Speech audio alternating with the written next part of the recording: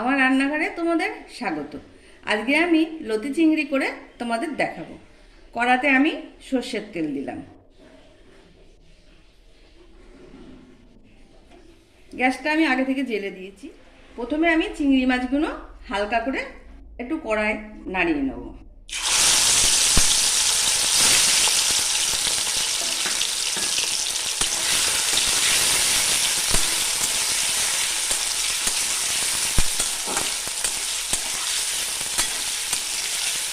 এবার আমি তুলে নেব।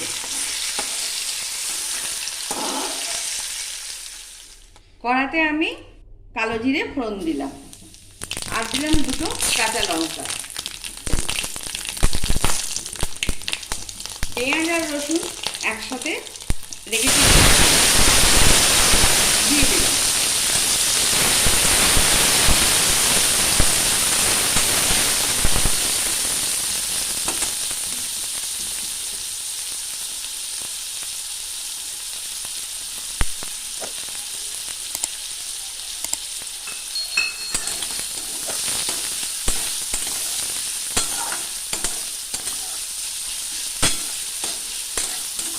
এবার এর সাথে লতিগুলো দিয়ে দেব।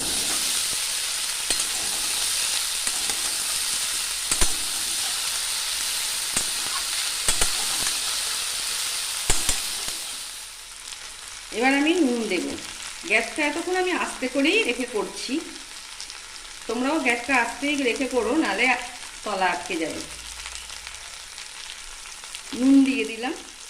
এবার একটু মিষ্টি দেব, মিষ্টি দিলে একটু স্বাদটা ভালো হয়। আর দেব হলুদের গুঁড়ো,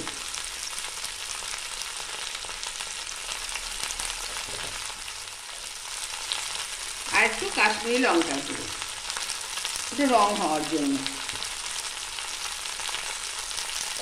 তোমরা চাইলে দিও, না চাইলে স্কিপ করে দাও। এবার সব একসাথে নাড়িয়ে দেবো।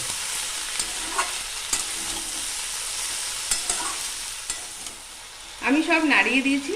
এবার একটু জল দেবো সেদ্ধ হওয়ার মতন।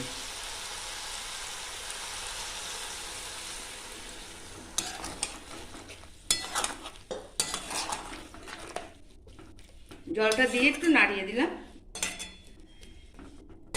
এবার ঢাকা দিয়ে দেবো। সেদ্ধ হয়ে যায়, এরপর দেখাচ্ছি। এবার আমি ঢাকাটা খুলে দেখি কেমন হলো।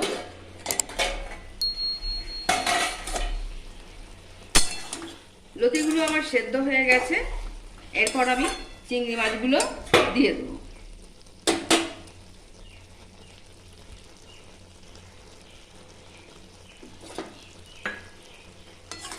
এবার এর সাথে মিশিয়ে দেবো। এখানে আমার 600 গ্রাম লতি আছে আর 100 চিংড়ি মাছ আছে।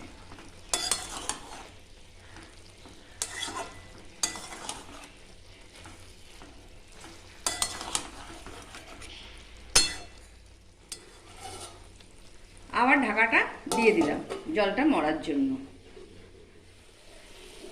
আমার চিংড়ি লতি হয়ে গেছে। এরকম ভাজা ভাজা করেছি। মধ্যে আমি একটু খুলে দেখেছিলাম, নুনটা কম ছিল বলে নুনটা দিয়েছি। তোমরা চাইলে ওপরে কাঁচা তেল ছড়াতে পারো, আমার বাড়িতে ভালোবাসে না বলে আমি দিলাম না। এবার সার্ভ করে তোমাদের দেখাচ্ছি। আমার লতি চিংড়ি সার্ভ করা হয়ে গেছে। এইভাবে তোমরা রান্না করে খেয়ে দেখো, এক থালা ভাত উঠে যাবে।